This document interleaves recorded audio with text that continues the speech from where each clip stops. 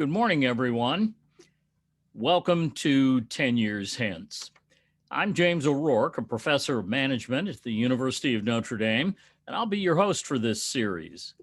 Our guest and speaker for today is Hani Farid, a professor at the University of California, Berkeley, with joint appointments in electrical engineering and computer sciences and the School of Information. His research focuses on digital forensics, image analysis, and human perception.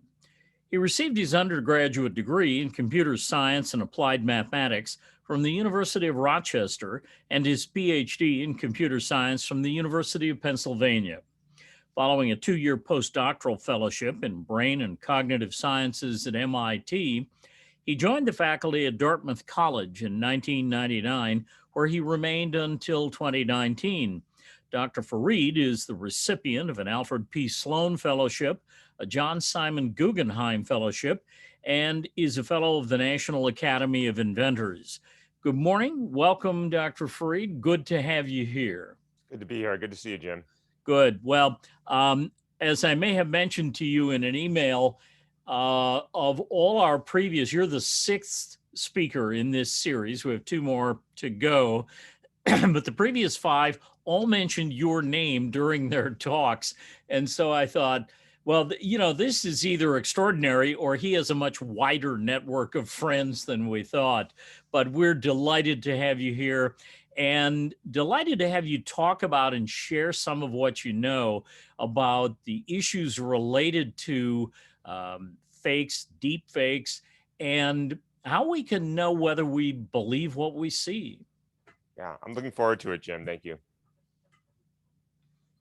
So just for folks at home, thanks for joining us. I'm not going to be sharing my slides. Instead, you're going to see me go into full screen mode in a minute, and you'll see my slides superimposed on my video. So let me go ahead and just get that started. Just a few clicks here. Okay, so hopefully you can see my slides and you can see me in full screen. And I'm going to be talking today, as Jim said, about trust and truth in general, but also in the age of deepfakes. And of course, I'll define that term if that's not familiar to you.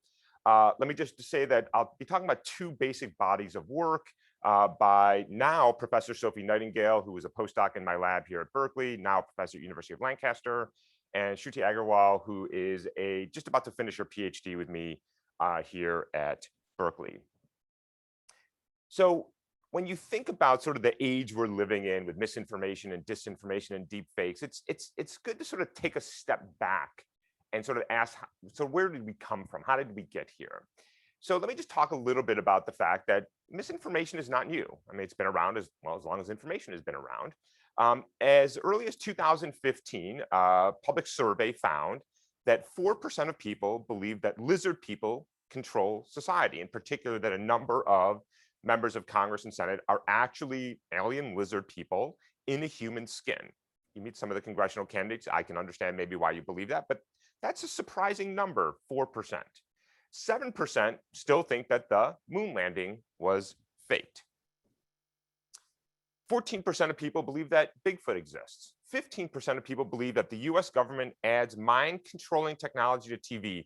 If you actually watch TV, you might understand why people may believe that, but I don't believe it's true. 19% of people believe that the US government orchestrated the September 11th attacks, and 21% of people believe that the US government is concealing evidence of UFOs. And last but not least, 37% of people believe that global warming is a hoax. And more interestingly, and maybe more disturbingly, is that 50% of people believe at least one conspiracy theory. These, I've just enumerated a few of those.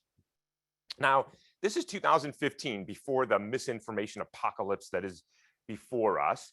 And it's maybe easy to poke fun at people who believe that lizard people control society, or people who believe that Bigfoot exists, or that UFOs are being hidden in Area 51 or whatever it is. But the issue is not so much, in my opinion, what the belief is. The issue is this, that belief in conspiracies erodes trust in government and institutions. It's not that you believe something that is untrue or unlikely. It's that you begin to distrust authority, government, scientists, academics, experts in the world who tell you the climate is in crisis, who tell you this is a global pandemic, wear a goddamn mask, who tell you that the best experts in the world with everything they know are telling us this. And if you believe that there is this broad conspiracy, whether it's lizard people or climate change, you don't have trust in those institutions. And that leads to the mess that we are in today. Think about this as the backdrop. In the lead up to the last few years that we've been experiencing, where there has been an erosion of trust. And now let's see what happens in 2020. So Professor Nightingale and I did a study, worldwide study with 2,700 some respondents to ask about the nature of COVID misinformation. And here's what we learned. We learned that in the US, in Western Europe, in North Africa, in the Middle East, and in Central and South America, we asked respondents to tell us whether they believe 20 true statements and 20 false statements around COVID information. On average, less than half or around half of true statements are believed.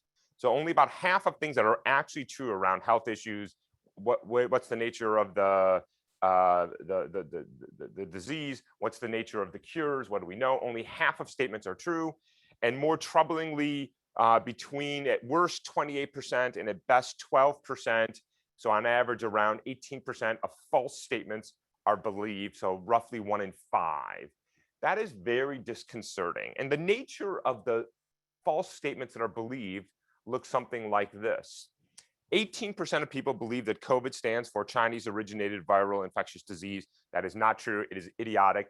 And as we are facing horrific violence against Asian Americans, this is particularly troubling that 18% of people believe this, I think, deeply racist nomenclature. 21% believe that taking large doses of vitamin C will protect you from COVID. It will not. This is troubling too, because 1 in 5 people believe that if I just take some vitamin C, everything is going to be fine. That is troubling. 22% of people believe, this is my favorite one by far, Bill Gates plans to use a vaccine to implant tracking microchips. Here's what I don't understand about this particular conspiracy. We're all walking around and we have strapped the mother of all tracking devices to our face 24 hours a day. Would somebody please explain to me why Bill Gates has to implant a tracking device if we have voluntarily put one into our pocket? This makes no sense at all, but here we are. 22% of people believe this. Why is this problematic? In addition to being stupid, is that people are now going to be suspicious of vaccines because they don't trust the institutions. And this is the mess that we are facing today. So in the lead up to the 2020 global pandemic, there was already this growing conspiracy and misinformation.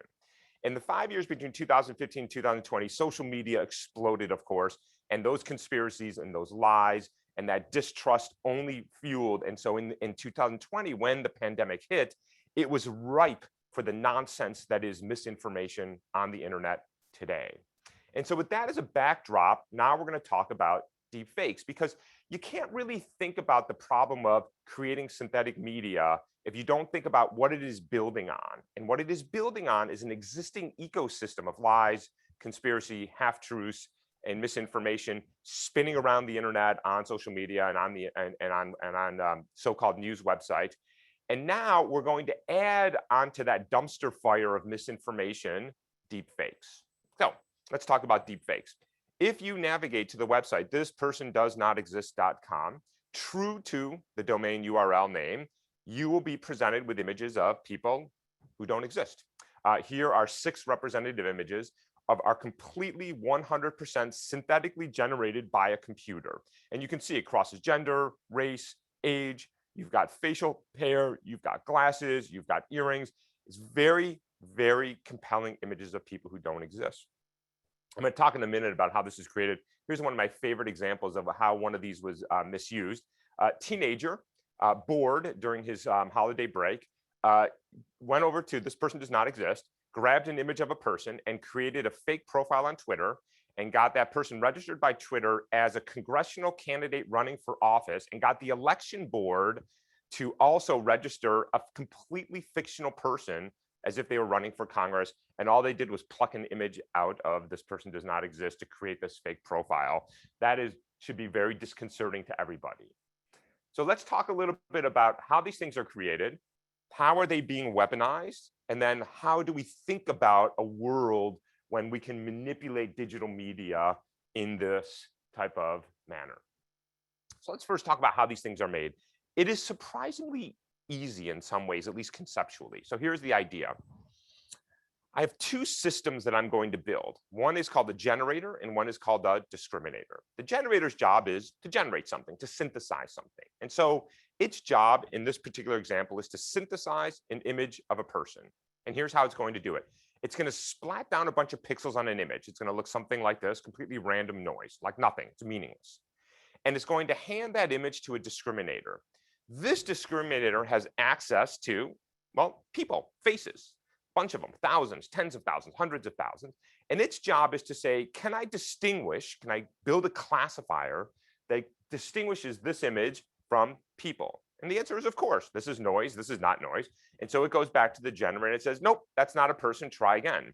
So the generator modifies some pixels, sends it back to the discriminator. Nope, not try again. Generator goes back, modifies some pixels, sends it back to the discriminator. And in this very tight loop, it does this iteratively over and over and over and over again, and eventually generates an image of a person. When the discriminator receives it, says, oh, this looks like a person. This is a so-called GAN, a generative adversarial network. Generative, because it's generating something. Adversarial, because I've pitted these two systems against each other. And network, because underneath both of these is a deep neural network, which is the underlying computational machinery for doing the synthesis and the discrimination.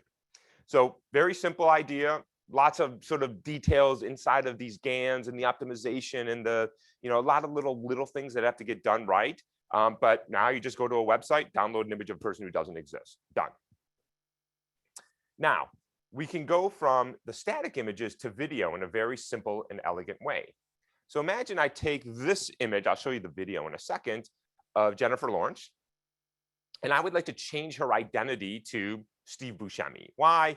This is a video that I found online, so this is why I'm using these two particular identities. And you'll see in a minute why the video is so compelling. So now the generator's job is not to generate an image of Jennifer Lawrence or Steve Buscemi, the performers, but it's to change her identity to his identity. And so what it does is modify some pixel, hands it to the discriminator. The discriminator does two things now. It has access to a bunch of images of Steve Buscemi or me or Jim or whomever you want to replace the identity with. And it says, is this face that of Steve Buscemi? That's the identity mapping. And you can see I added a new branch here, which says, is the appearance here the same as the appearance there? That is the lighting the same? Is the head pose the same? Because I want to preserve the appearance, but change the identity. So the discriminator now has to do two things. And again, in this very tight GAN loop, generative adversarial network, it does that over and over and over again, and eventually changes her identity, matching the appearance and creating a new identity of Steve Buscemi. And then we do that frame after frame after frame at 24 to 30 frames per second on a video. And then you get something like this. So what you're seeing here is the original video. And here you're seeing the so-called face swap deep fake. So here on there's an audio track here. I've just taken it out so I can talk over this. On every frame, you can see that Jennifer Lawrence has been replaced quite nicely with Steve Buscemi. That's really cool and really powerful. And now you can start to see not just, oh, I can create a fake identity of a person who doesn't exist and run a fictional character, a candidate for office. I can literally make people say and do things that they never did by simply swapping their identity. Now, obviously, nobody thinks this is Steve Buscemi. The hair, the clothes, the voice, everything is clearly that of Jennifer Lawrence, obviously meant for entertainment purposes. But you can now see, and we'll talk in a little bit more about how this can be weaponized. Okay, that's one type of fake that I've just described right here, the so-called face swap deepfake, where I replace one person's face from roughly the eyebrows to the chin, and then whatever was in the original video, this new person is saying and doing. Two other types of deepfakes worth mentioning. So-called puppet master deepfake here in the middle. Here, and this has been some very beautiful work out of University of Southern California, Hao Li and his group have worked on this, where what you do is you take a single image of a person, Vladimir Putin, And now I stand in front of a camera like this, and as I raise my eyebrows and turn my head and talk and do whatever, it animates that single image. Okay, slightly different technology than what I described here, but the same basic idea is I'm making somebody say and do things that they never did. So-called puppet master deepfake. I'm the master, he's the puppet. Third type of deepfake is a lip sync deepfake. Some really nice work out of the University of Washington on this, where you take a video of, say, Mark Zuckerberg saying something. You either have an impersonator with a new audio track, or you synthesize a new audio track, and you resynthesize only the mouth to be consistent with the new audio track. So everything in the video is exactly the same, except what you're hearing, and then the mouth is lip synced to a new audio track. In each case, you are getting somebody to say and do something that they never did. That is the nature of the deepfake. Lots of entertaining things you can do with this, but some less entertaining things as well. So let's talk a little bit about where are the risks here. So first and foremost, excuse me, the single most common misuse of deepfakes is non-consensual pornography. People, in fact, that's where the term deepfake came from. It was a Reddit handle of somebody who used this basic technology to insert women's likenesses into sexually explicit material and then publish on the internet. This is probably the most common use, where women, from performers to attorneys to Human Rights Watch to watchers to journalists, or people who simply attract unwanted attention, are being victimized by having their likeness inserted into material and then distributed online. This is something that the states and even the federal government are really wrestling with on how to control, and there's been legislation in the US starting to ban this type of non-consensual pornography. We started off by talking about misinformation. So now imagine we enter a world where it's not just I write a Facebook post that says Bill Gates has created COVID in order to create a tracking vaccine, but now I create a video of him saying so much. So what happens when the whole misinformation landscape that we've been living with for a few years now has now audio, video, and images to back up the lies and the conspiracies? I got into the whole digital forensic space 20 years ago because I was very worried about digital evidence in the courts of law. When the courts are dealing with digital media, how do you know what's real and what's not? How do you know if something's been manipulated? And now we have that on steroids because of these deep fakes.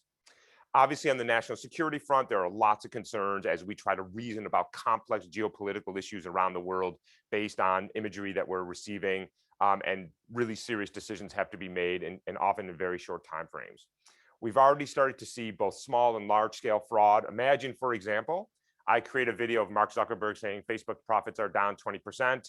That goes viral. How long will it take me to move the market to the tune of billions of dollars? We've already seen deepfakes being used to defraud individuals out of hundreds of thousands of dollars, when you now receive a phone call or get onto a Zoom call and the person is talking to you, but it's in fact not them, it's a deepfake. And so these are the things that I'm worrying about these days. And as a result of that, I don't think it'll surprise you to learn that we've started to think about how we can detect these types of deepfakes. So we're going to talk about that a little bit now. So by way of motivation, I'm going to talk about 3 different techniques, 1 in depth, and then just 2 very quickly to give you some intuition for other things that we are working on. So I'm going to show you a short set of video clips of former President Obama. They're all the opening seconds of his weekly addresses. And so just watch the video. You're going to see a series of short clips, one after the other, and see if you notice anything.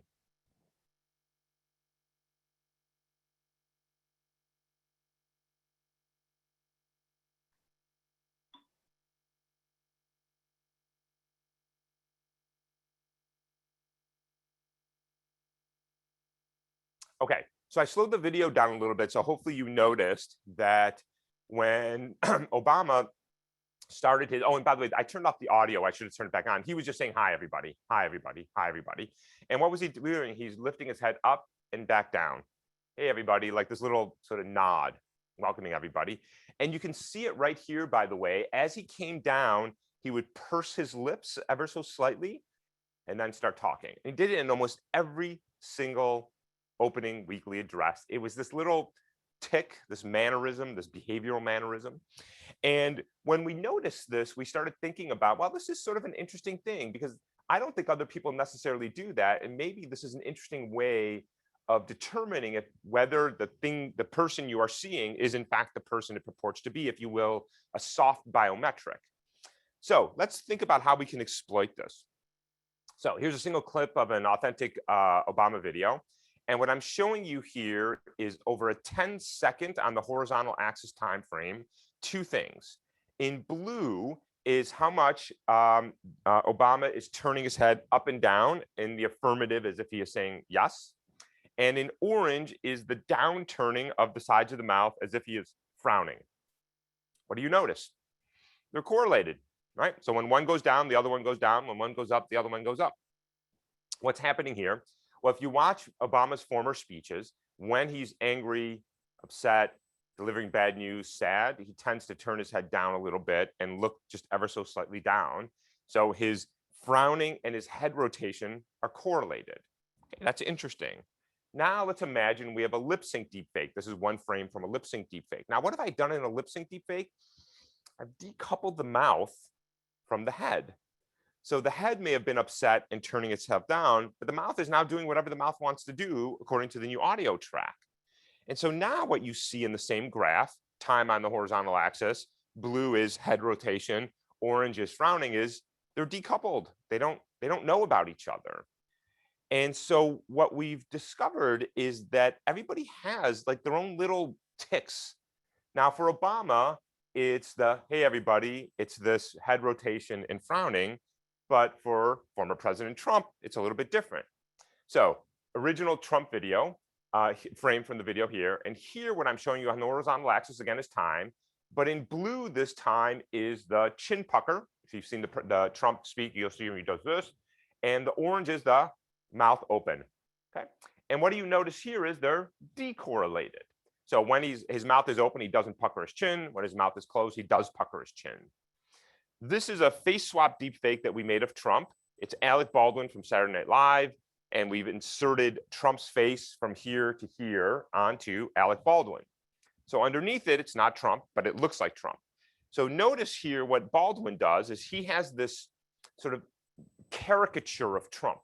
And so when he opens his mouth, he also puckers his chin. So he took these two characteristics of Trump and he just sort of exaggerated them, but he did them sort of with the wrong dynamics, right? He coupled them instead of decoupling them. And now we can see that, this in fact is not characteristic. Now, everybody's a little bit different. That was Obama's, that was Trump's, and I'm going to show you some more people in a minute. Now let's think about the nature of these three deepfakes and why this might be interesting. So here, fundamentally, what's the problem? It's not Jennifer, it's not Steve Buscemi moving and talking. It is Jennifer Lawrence. It's the underlying identity.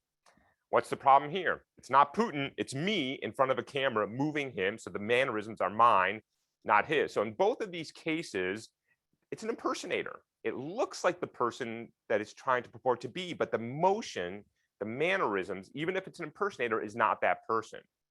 Here, the problem, as you saw with the Obama example, is I've decoupled the mouth from the head and they don't know about each other anymore. So by going after these mannerisms, it's not so much that I'm going after deep fakes, it's that I'm going after impersonators or the decoupling of the characteristics that is distinct to an individual. All right, so here's what we're going to do. So let's see if we can now measure these things and see how effective they are at distinguishing individuals from their deep fakes or impersonators. So we're going to start with a video and we are going to do some very simple face tracking. The blue box is 3D head rotation. You see the red markers around the face, which are the eyebrows, the eyes, the mouth, all that. And then the eye direction are those green lines coming out. So on every single frame of a video, we have this face and head tracking to start with. And from that, we extract so-called action units, a total of 18 of them. The action units are things like my eyebrows are raised, my mouth is open, I puckered my chin, I furrowed my brow, so-called action units, standard measurements that you can make from the face tracking that I showed you earlier. And then we have two head movements, which is rotation up and down and rotation side to side. We're going to ignore this rotation in part because we're looking at politicians.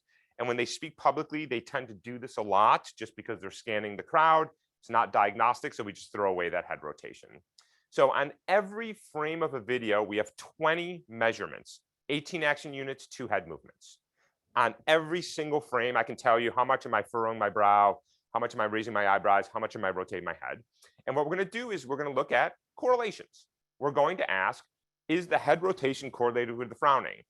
Is the mouth open anti-correlated with the chin pucker, and so on and so on and so forth, for a total of 20 choose 2, or a total of 190 total possible correlations. So each individual 10-second clip gets boiled down to 190 correlations, 190 numbers. I'm going to take those 190 numbers and I'm going to slam them into a two-dimensional space so you can visualize it. Every little data point that you see here, there's thousands and thousands of them, is a 10-second clip for Harris, Hillary Clinton, Elizabeth Warren, Bernie Sanders, Donald Trump, et cetera, et cetera, et cetera. By the way, you can tell these names were from when we were doing this research initially during the Democratic primary in the lead up to the 2020 election, which is why you're seeing the names that you do see here. Everybody has been color coded. Kamala Harris is in blue, Hillary Clinton is in green, Elizabeth Warren is in the darker green, Bernie Sanders is in brown, and so on and so forth. Let me just mention all of these points here and labeled FF. This is the so-called face forensic database. These are all different individuals. And this was here just part of a sanity check that I'll show you downstream a little bit. So you can ignore those points from here. But what do you notice? Pete Buttigieg, Joe Biden, Beto O'Rourke, Barack Obama, Kamala Harris, they're all tightly clustered, even in this two-dimensional space. They originally 190 dimensional. This, by the way, is just a T-SNEAD visualization for doing unsupervised learning, clustering, if you will. So everybody is tightly clustered. They have consistent mannerisms that we've measured, and they're distinct from each other. All right, so how is this useful? Let's go back to Obama. Here he is in orange here, and all of these videos down here are different types of deep fakes: face swap, puppet master, and lip sync. And so what we're going to do is we're going to build a one-class classifier. We just use a very simple, straightforward support vector machine. We say all of these videos are real Obama. That's all we know. We've never seen a deep fake in our life, but we now have characterized the nature of Obama's mannerisms. And anybody who lives outside of here, it's not really that they're a deep fake. It's just not Obama, which is really all we care about. Because if it looks like Obama, but the mannerisms are not, it's deep fake. If it looks like Hillary Clinton, I'm not worried about it. It's not Barack Obama. Fine, that's not the problem. So we build a one-class classifier on the training data of only real Obama, Harris, Clinton, Warren, et cetera, and then anybody who lies outside of that is not the mannerisms of the person that it was trained on. So let's see how this works. I'm going to show you a deep dive into Obama. We've done this on a number of people. He is representative of the accuracy across everybody. So we start with a whole bunch of original videos of Obama. Super easy to do. Go to YouTube. You can download hours and hours and hours of him. Our friends up at the University of Washington created for us a number of very good lip sync deepfakes of Obama, where they just took an audio from one video and stuck it into another video. There's just a good Obama impersonator out there. So this isn't a deep fake. It's a real person. It's a real video, but it's not Obama. It's somebody else. We should be able to detect that because we're not really going after deep fakes. We're going after impersonators, whether they're real impersonators or digital impersonators. Our friends down at USC, Hao Lee and his group, created a number of face swap and puppet master deepfakes for us, where we started with the impersonator videos and put Obama's face on it. And where a grad student animated Obama for the puppet master deep fakes. So we have original 3 types of deep fakes, and then just impersonators, people who are not, in fact, Obama. I'm going to show you the accuracy on that using AUC. Let me mention first that we had a total of about 207,000 10-second clips of Obama, big training set. We had a total of about 17,000 10-second clips of the 3 types of deep fakes. We had the comedic impersonator, about 2,000, and random people, which is that face forensic database I talked about earlier, about 30,000 people. So if our classifier is doing a good job, it should be able to equally distinguish between deep fakes, impersonators, and random people. And that's what we're going to see. Again, this is the only thing we need for training. None of this data is known to us a priori. We train on real Obama, and then we test across the boards here. I'm going to report accuracy as the area under the curve, AUC. 0.5 is chance. That means you have a chance classifier. It's guessing. 1.0 means that you're absolutely perfect. And obviously, as you go up here, your classifier gets better and better and better. All right, on 10-second clips only, here's how we're doing. Random people, comedic impersonators, face swap. Let me skip this for a second And Puppet Master, we are around 0.93, 0.94 AUC, very, very high accuracy. Why did we take a hit here? We're down to around, let's see, 0.85 or so. Well, let's think about the nature of, say, a lip sync deepfake versus a face swap and a Puppet Master. So in a face swap and Puppet Master, the entire movement, everything about that person is not the person. But in a lip sync deepfake, that's not true. So in a lip sync deepfake of Obama, everything is correct except the mouth, right? That's the only part of the mannerism that is wrong. And so you expect a little bit of a hit here because this is in some ways more real because his eyebrows and his head movements or his chin maybe are correct, but it's just this here that we've gotten wrong. Okay, so I'll come back to that in a second. Now this is analyzing only 10-second clips. On average, videos are around 3 minutes long. So if we just do a little bit of integration over the entire video segment, we get a nice bump here. So that's what you're seeing in the dark blue. So now we get up into close to 0.97, 0.98, 0.99, 1.0, and see here now we got a nice bump from 0.85 to around 0.9 and change.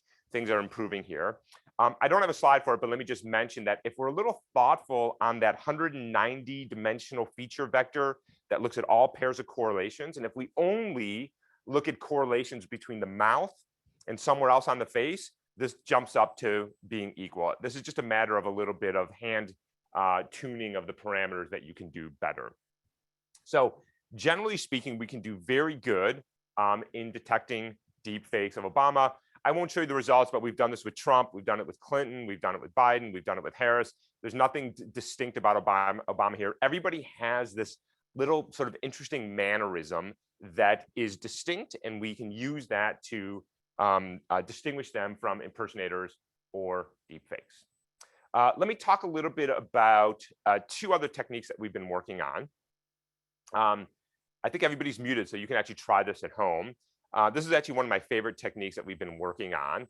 So it's looking at so-called phoneme-viseme pairing. So phoneme is ba, ka, da, the sounds that we make. And the viseme is the shape your mouth has to make that sound. Okay, so try this at home if you will. MBP is the phoneme, mother, brother, parent. And it's just, you probably can't see yourself, but here, I'll do it on the video here. Mother, brother, parent. Notice that my mouth, as you see down here in this viseme, has to close. I'm going to try to do it now. Try this at home without closing your mouth. Mother, brother, parent. You can't enunciate the phoneme without closing your mouth. Even ever so slightly keeping it open, unless you're a ventriloquist, other is very difficult. Your mouth wants to close. Favor, victor, your lower lip curls in a little bit and your upper teeth come down.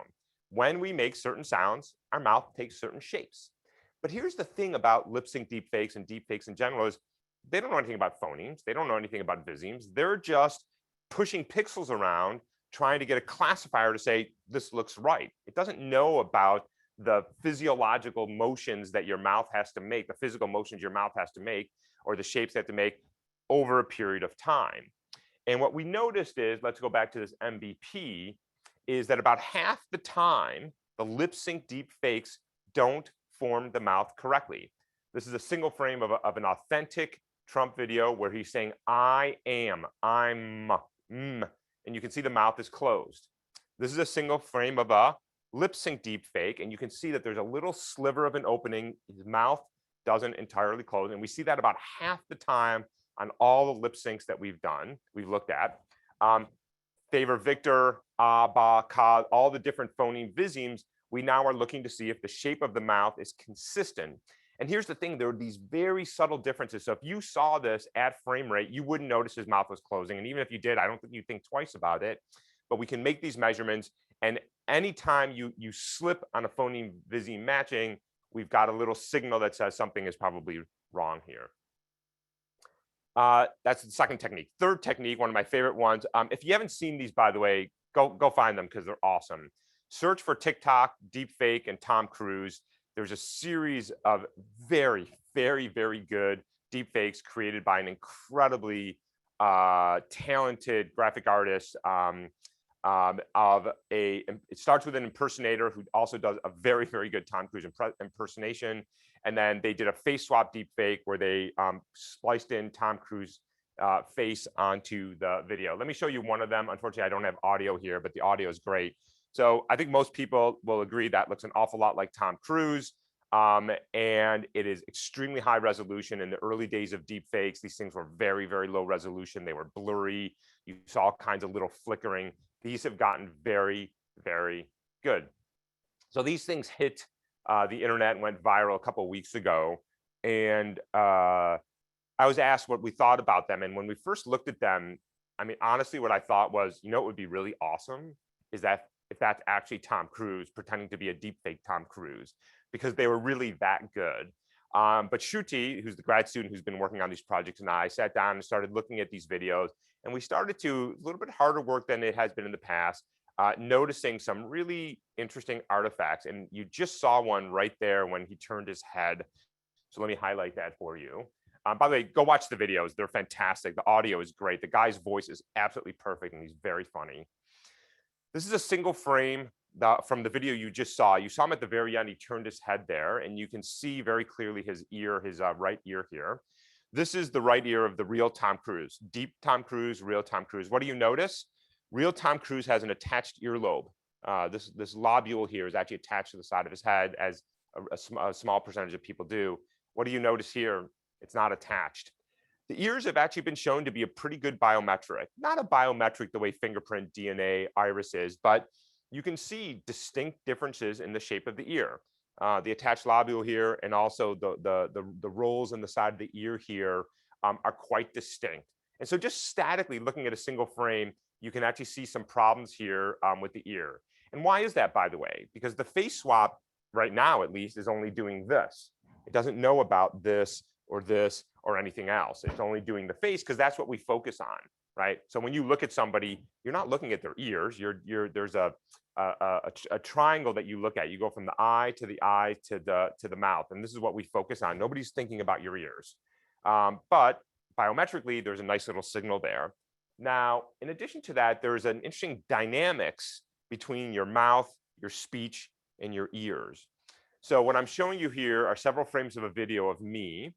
And what I've done is on my right ear here, in yellow, you're seeing a magnification of the motion of my ear. This is a 5x magnification of the motion as I'm talking. And what you can see is as I talk, my ear moves. It's actually hard to see this, but if you go into a mirror and start doing that, you'll notice that your ear moves when you talk. What I'm showing you here on the bottom on the horizontal axis is time. And what I'm showing you here is the correlation between how much this moves, my lobule, and how much my mouth is opening up and down. So as I open my mouth, my ear moves. And as I close my mouth, it moves back. And so that's the correlation you see here. The white is how much my mouth is opening, and the cyan dashed is how much we're moving here. There's a correlation. Why? Well, because my jawbone comes up to here and connects. And so when I move here, there is dynamics of how much my ear moves. When I raise my eyebrows, my top of my ear moves up a little bit. So my face muscles has a connection to my ear. And in a paper that we just submitted for review with Shruti, we have been exploiting both these dynamic properties, but also that static biometric that I mentioned earlier to detect deep fakes. Okay, let me talk a little bit about now what's the future going to look like. So what are the challenges? So first, just in the deep fake space, the technology in deep learning and machine learning is developing at breakneck speeds. I mean, we've never seen anything like this. We used to see 18-month cycles for the next version of Photoshop for manipulating images and video. Now it's every 3 to 6 months we see big advances in machine learning and deep fakes. And it is out there, and there is no putting this cat back in the bag. This technology is out there, and we have to come to grips with that. In addition to, and I'm going to go back to the beginning of my talk, just the ability to create manipulated images and to lie, is we also have a world where the scale and the speed of social media is unprecedented. There are some 500 hours of YouTube video uploaded every minute. There are some billion uploads to Facebook every day. We are living at a phenomenal scale of, if you can call it that, information being uploaded to the internet every day. And so it's not just that you can create the stuff, but you can distribute it to the world instantaneously with essentially no gatekeepers. For a variety of reasons, we are becoming an increasingly polarized public. So when somebody creates a fake video of Biden or Trump or Pelosi or Cruz, there are people out there who are eager and willing to not just believe it, but to share it and to amplify that. And that, of course, increases the polarization because of the echo chambers that is much of social media today. So now we have the ability to create, distribute, amplify, and now we've got this feedback loop, which is the mess that we are in today around misinformation and disinformation. Here's the thing that really worries me, though. I worry a lot about non-consensual porn and fraud and national security issues, but here's what really worries me is the so-called liar's dividend. Imagine we enter a world, as we are very rapidly doing, where any news story, any image, any video, any audio recording can be fake. Well, then nothing has to be real. Everybody can simply have plausible deniability. That video of me saying something racist, that video of police brutality, that video of somebody saying something illegal, fake. Don't have to do anything about it. And now we come back to the polarization, right? People are going to want to believe that their side is in the right, the other side is in the wrong.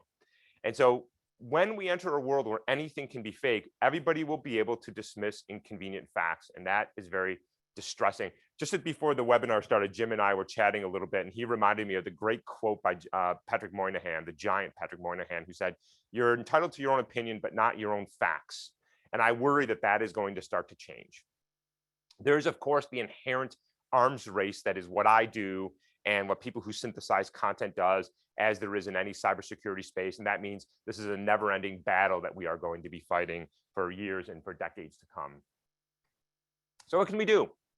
Okay, so let's talk about a few things. So first of all, the Mark Zuckerbergs of the world have to stop saying, hey, we're just a platform. What happens on our platform is not our fault. If there's a genocide in Myanmar, not my fault. If there is an insurrection on Capitol Hill, not my fault. If people are trafficking young children in the sex trade, not my fault. Enough. It is your fault. You have a responsibility for how your technology is being weaponized, and you have to take more responsibility for it. I think the day of, hey, we're just the wire, don't blame us, is long over, and we need to see more responsibility from these trillion-dollar companies making billions of dollars every year off the backs of society. They are privatizing profits and they are socializing the costs. And I think we have to say enough. We, of course, have to develop technology to deal with the technological limitations, but that in and of itself, I don't think will be enough. Regulators here and in the EU and in the UK are starting to think about how to regulate the technology industry, and I think this is long overdue. I think you want to tread lightly here. You want to be thoughtful about how to regulate the harms that we are seeing in the technology sector, but not stifle innovation and not get in the way of this open and free internet that we want, but also trying to figure out a way to secure societies and democracies. I think we have to start talking about education. We're all educators here. We have to talk about educating the next generation of digital citizens on how to be a citizen online, how to acquire and reason about the information and not just say, I saw it on Facebook, it must be true. And so I think we need to think across the spectrum here of how we are going to move forward and take advantage of many of the wonderful things of technology, but mitigate many of the harms that we are seeing.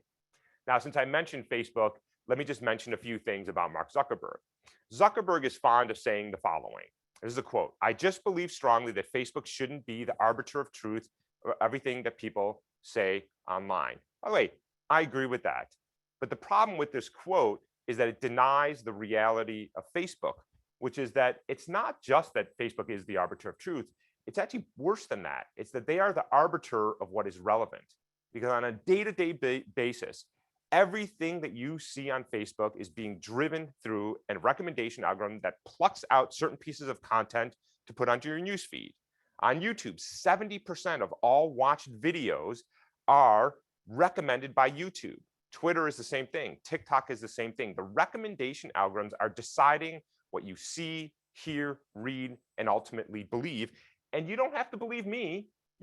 Facebook has said it themselves. Facebook's own internal research has said 64% of all extremist groups joins are due to our recommendation tools. That is, when people join a white supremacy group, a neo-Nazi group, it's because Facebook told them to.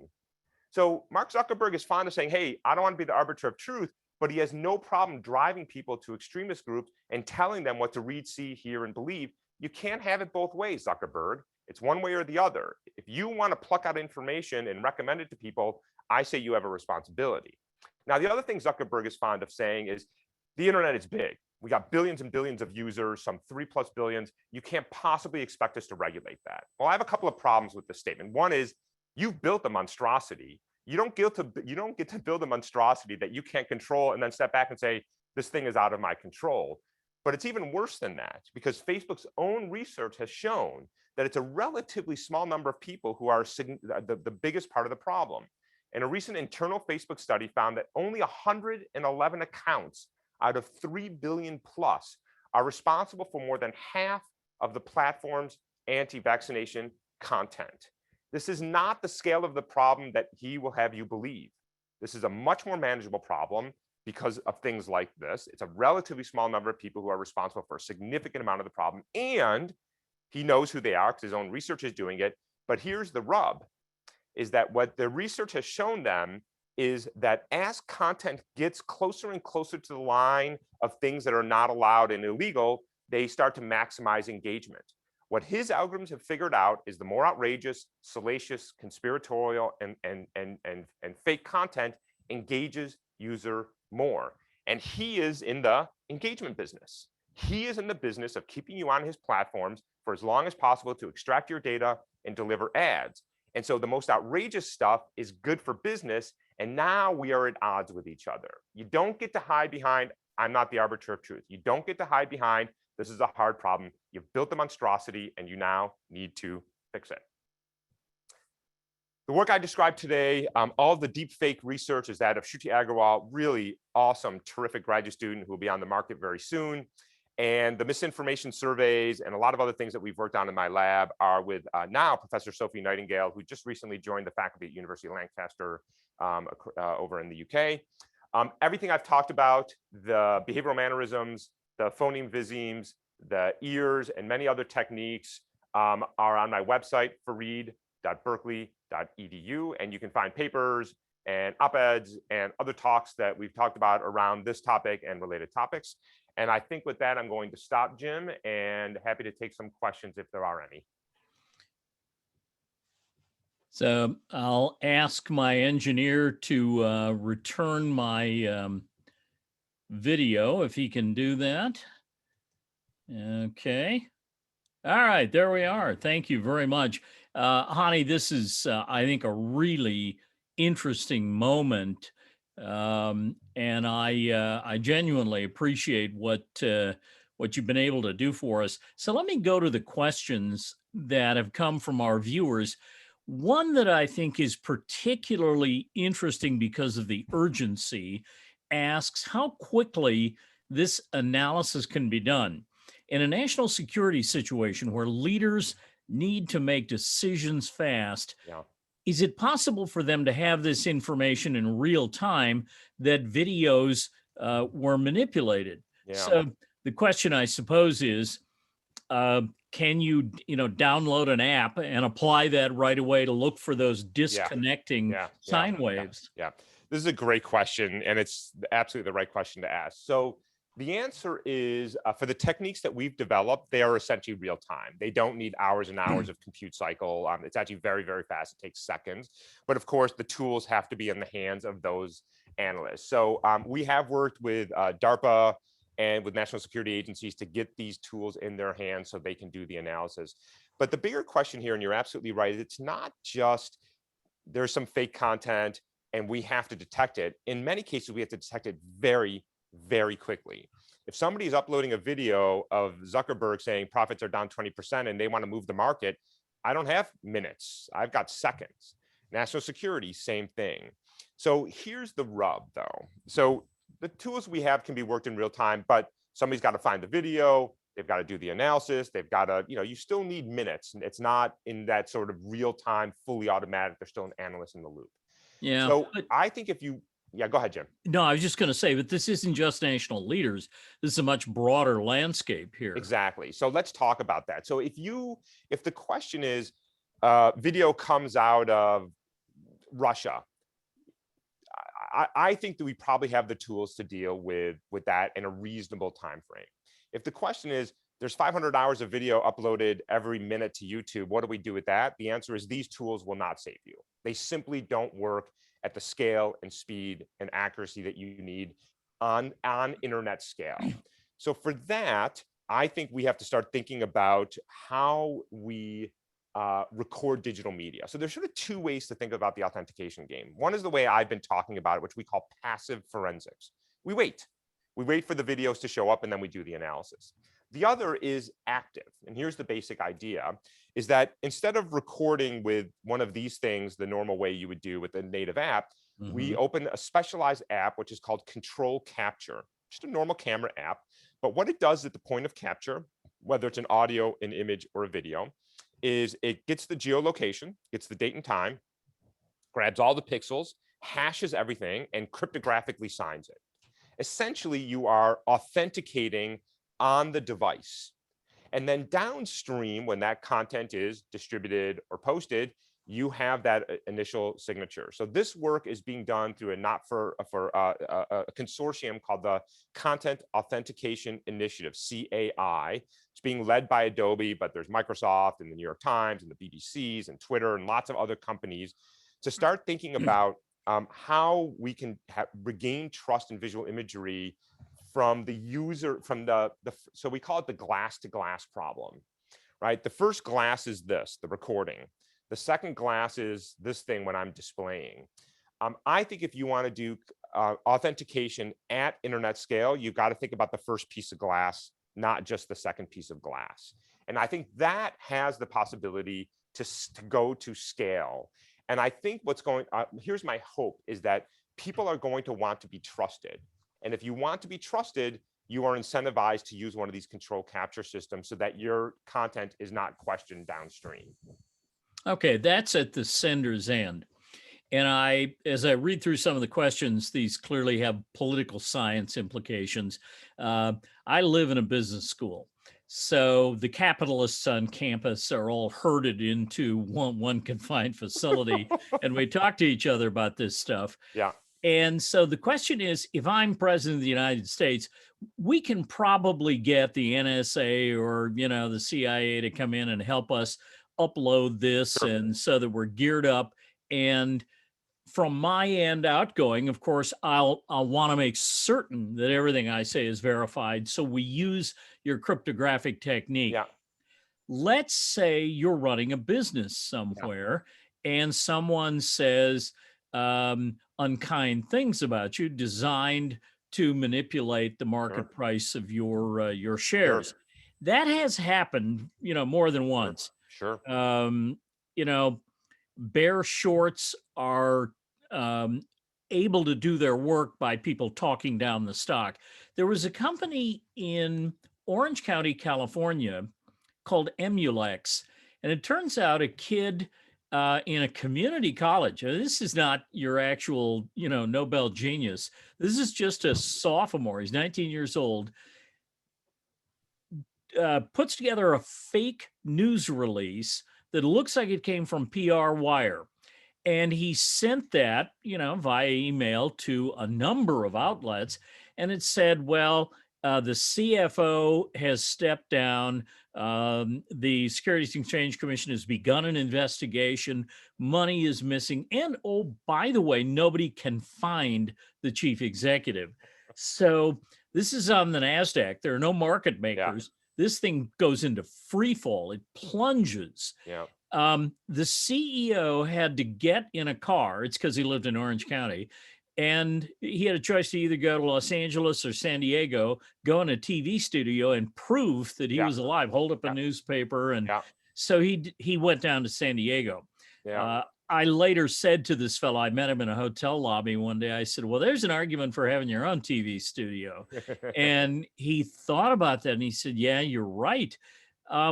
What does a business executive and the staff that she employs do to protect themselves from Yeah. being manipulated? Yeah, this is a great question, and it also shows you the power of one individual, right? What the havoc they can read, and it also shows you the urgency, that time urgency that we've started talking about. That it's not just look, we eventually figured it out. That's not the problem, though. The problem is in the window between release and correcting the record. Lots of damage can happen. And by the way, we also know that once something's on the internet, it never really goes away. Right? Yeah. Correcting the record is incredibly difficult, if not impossible. So here's my hope. Um, I think if we really want to get a handle on this, what's going to have to happen is we have to change the way we authenticate information. First of all, we just have to get smarter. It's the same way that most people now know not to click on random links in their email from email addresses they don't recognize, right? We've more or less stopped doing that because we understand that. And I think the same is going to start to happen with images and video and audios and press releases. Is we have to have a way. Here's a way to think about it. When I navigate to a website now with HTTPS and it's been verified, there's a little lock up in the corner telling me this is a trusted website. We sort of need that same type of trust mechanism for information, right? And what's going to happen is when you have that, you trust it. And when you don't, we take a breath. We don't write the press release. We don't sell our stocks. Now, we have to get there, right? We're not there yet because Right. we're still in the infancy of the information revolution. I mean, you have to understand the internet we know today, the modern internet is less than 20 years old, right? We're the age of that kid who created the fake news Yeah. profile, where this Yeah. annoying, petulant child as a field. And so this is the growing pains of the field, and we're going to have to get better.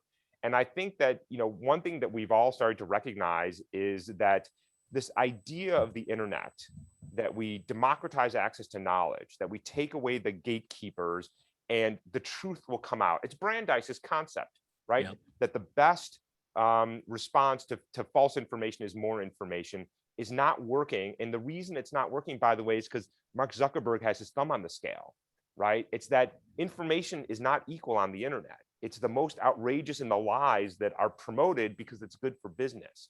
And we have to change the business model. We have to change the way we authenticate information. We have to change regulation, and we have to change our behaviors, right? We've all fallen for it. We've all seen something and fallen for the fake story, the conspiracy, the lie, and it's embarrassing. I think over time, we will get better, but it requires a lot of pieces to fall into place. Yeah. I fell for it myself on April 1st. I had failed to check the calendar. I went to a website that posts openings for people in communication, and I'm looking for my students. Top of the list, it says presidential dog trainer.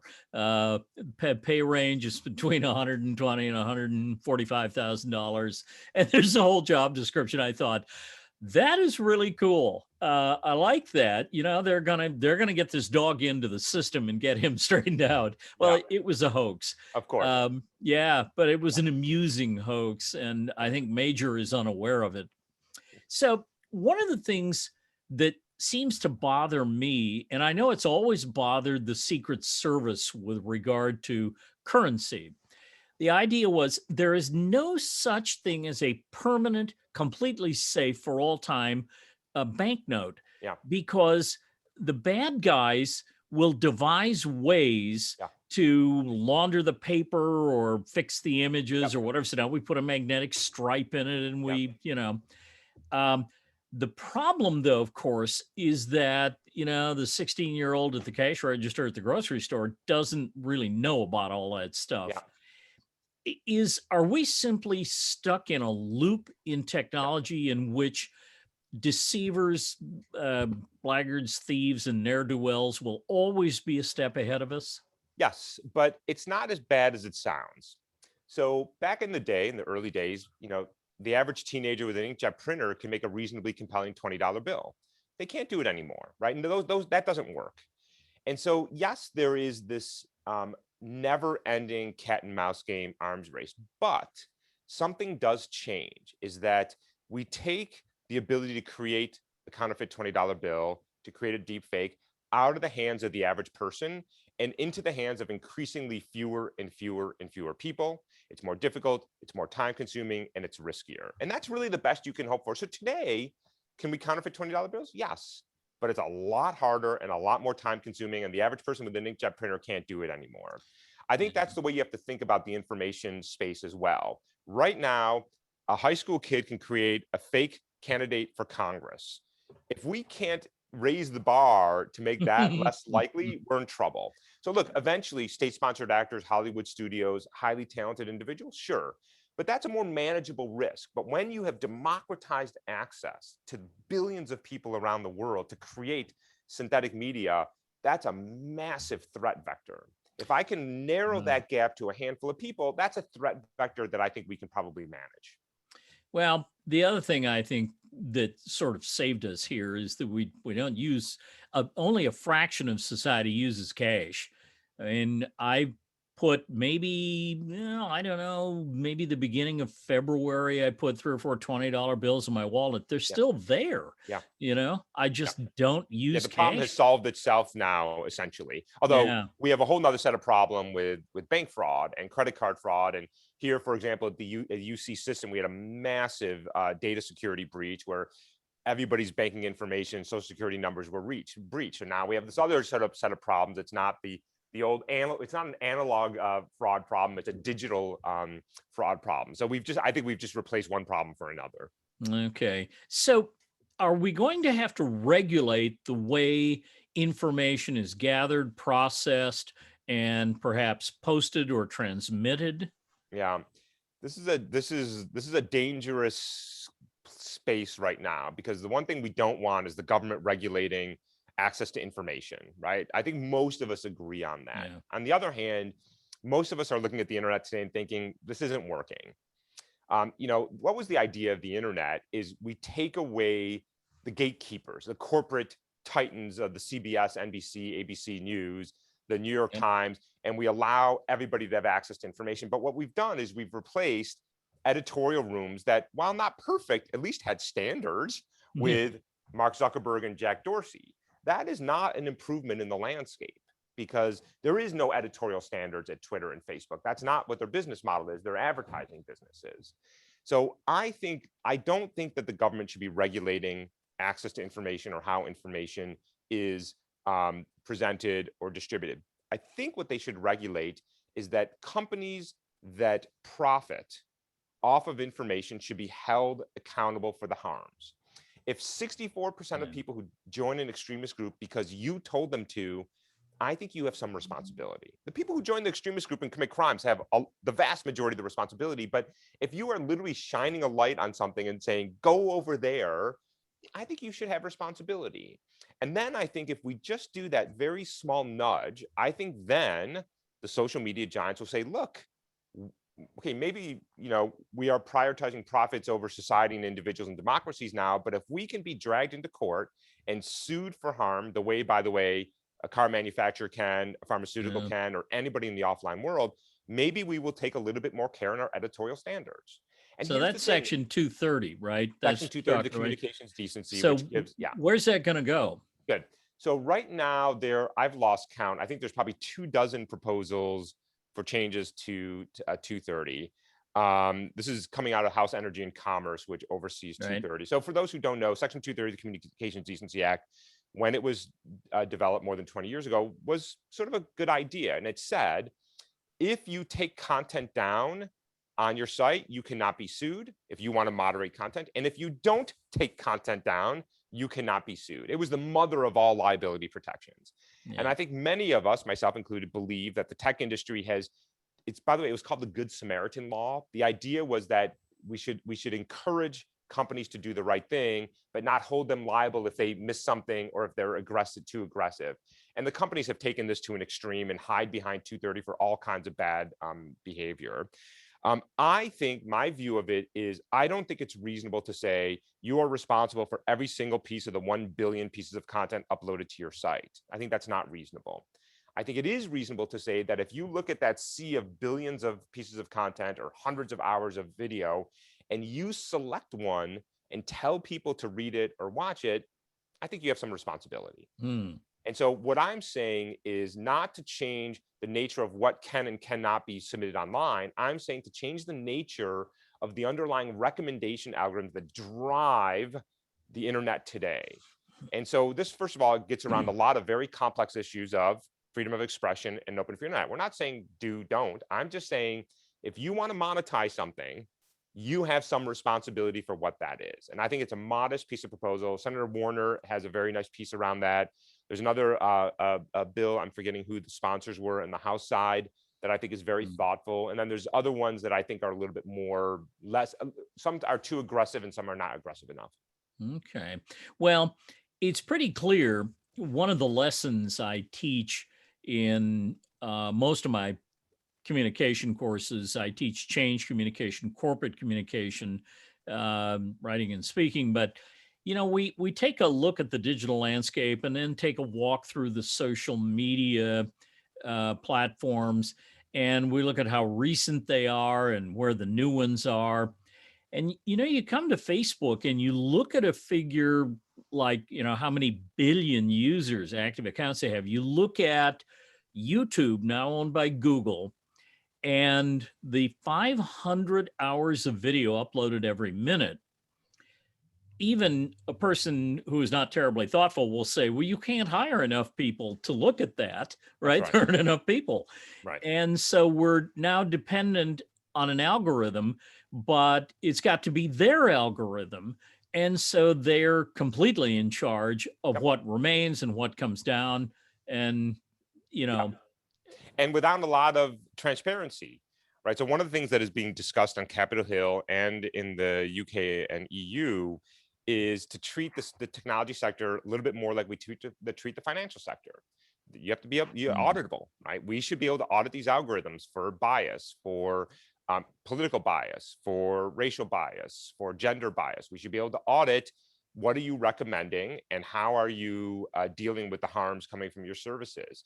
Because the fact is we have these huge, massive monopolies that have all the data, all the control. And anytime there is a critical piece of research coming out of a university, what does Facebook, Google, YouTube, Twitter, TikTok say? It's flawed. That's not the way it works.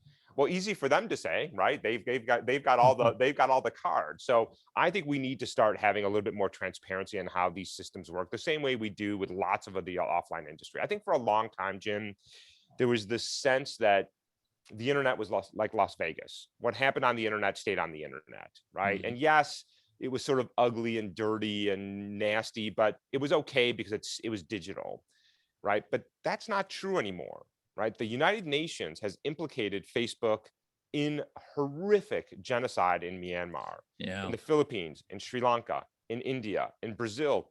In this country, right? What is happening on the internet is bleeding out into the world, and we are seeing horrific consequences for it. And we have to start taking more responsibility for that, in my opinion. I see the intervention going in two directions. One of the complicating factors, of course, in pushing back against being regulated is the fact that these folks have money of a colossal scale, billions of dollars at their immediate disposal. So in the United States, I've spoken with congressional representatives and with congressional staff, and they're still thinking 19th, 20th century. They want to break them up the way they broke up AT&T. And I said, they'll all still exist in the same place. They just won't be under the same financial umbrella. This is really about the shareholders rather than making anything new. My friends in the UK, in particular, an MP from Sussex I've spoken with, think that these folks ought to be regulated as a public utility. Make them report to a public utility commission rather than a board of directors that's handpicked anyway. Is there merit in that? I'm not an antitrust. I'm not a lawyer, and so I'm getting out ahead of my skis a little bit here. But I think there is an interesting conversation to be had here because the internet is becoming essentially a utility. If I had to choose between running water and internet in my home on any given day, I swear to God, I don't know which one I would pick. And so I do think we have to start thinking about, what does this mean for us? But then how do we also, you want to be careful here, right? Because I'm a harsh critic of the technology sector, but you also have to give them credit for doing incredible innovations over a relatively short amount of time.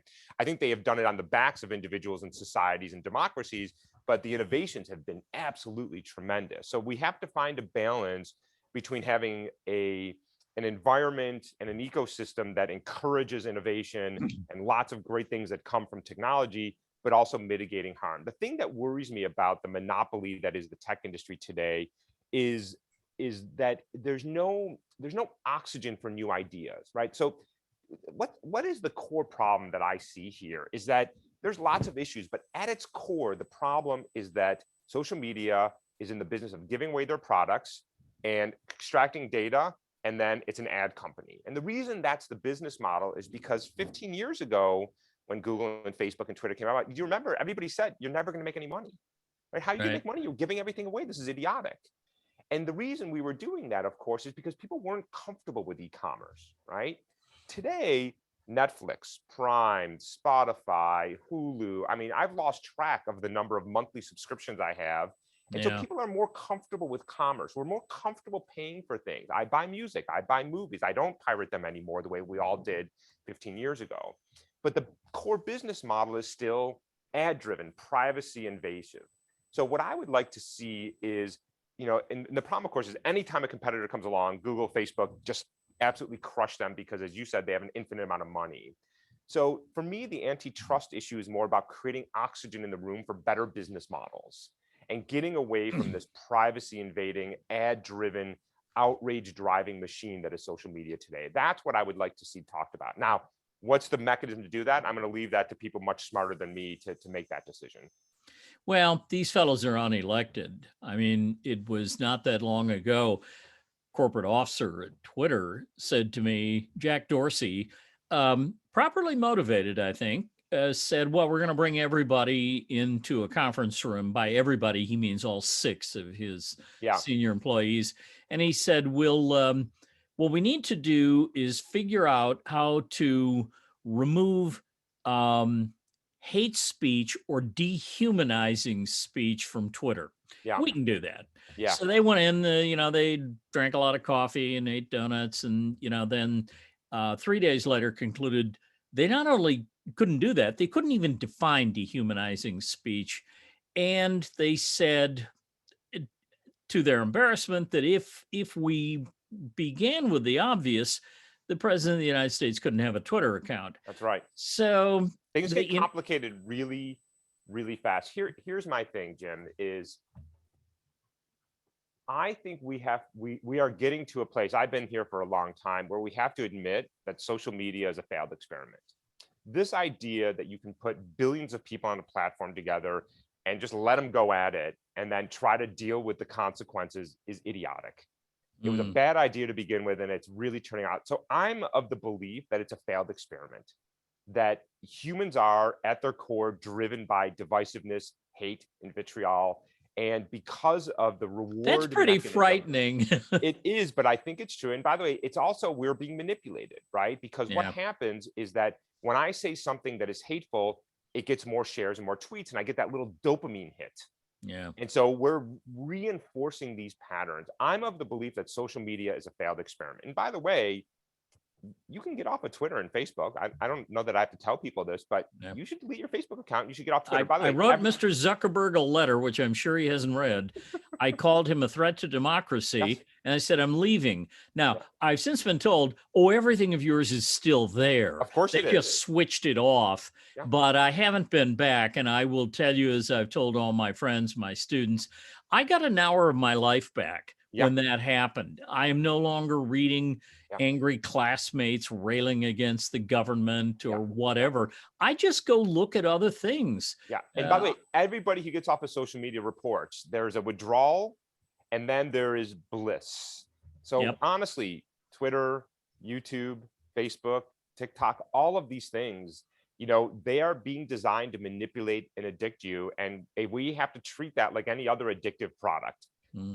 And so I think this is the thing that makes me a little crazy is we can blame Zuckerberg for creating this monstrosity, but we're all volunteering to go on it, right? Nobody's forcing us to do this. We're accountable. A friend of mine who runs a very large public relations and communication consulting firm, a fellow called Richard Edelman, has said that his survey about, asking the question, who do you trust and why, has led him in the direction of a phrase that he gave me that I thought was interesting. It's called information hygiene. He Mm, said, you need yeah, better information hygiene, yeah, which means you need to go to better sources. You need to wash your hands occasionally. You need to keep reading from highly trusted news gathering organizations. yeah, And when you come across something that you're uncertain of, yeah. you have to vet that. You've got to That's go right. check it out as Yeah, though you were a banker about to make a loan, that's right. Like your because life your own depended on it. That's right. credibilities. I think that's exactly right. I mean, there is a physical analog, which is the virus that we're all dealing with now, right? Mm, We put on masks, we wash our hands, we do things to protect ourselves, and the same thing is true online. But here's the thing: is things that conform to our worldview, which is what the algorithms have figured out. Things that are particularly outrageous, sort of get us clicking a little faster. And this is where the education part comes in that I was talking about earlier. Is that mm. we have to start getting smarter about how to be digital citizens. We have to learn that hygiene. I like that term a lot. I've heard it before too. And look, I'm this is sort of a dark talk in some ways, but I'm optimistic. I actually am a believer in technology.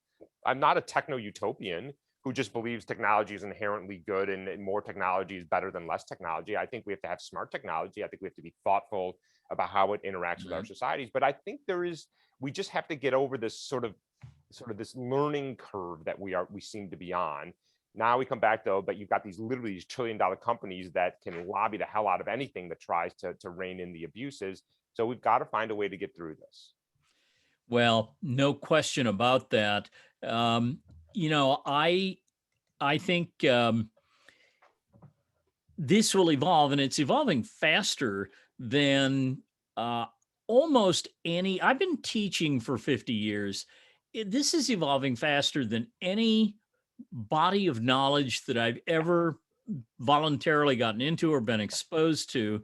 Yeah. And one of the things I know about doing that talk on social media and the digital landscape is that I gave that a week ago. And if I give that talk again in 6 weeks, I can't use Yeah. much of the material. I've got to go find updates to Yeah. everything. Yeah. Things are moving very, very fast. That's absolutely true. Yeah. So I think this has been really helpful, and Hani, thank you so much for agreeing to share your expertise and your time. I will make an invitation that is open ended, but I want to get you on the Notre Dame campus before long With and introduce you to some of our own people who are doing research in this area, and introduce you to our faculty and students. So I know some of your wonderful faculty, and I'm looking forward to the time when we can meet in person, Jim. good. So I will say, on behalf of the faculty, staff, and students of the Mendoza College of Business and the University of Notre Dame, thank you again so much. Thank you, Jim.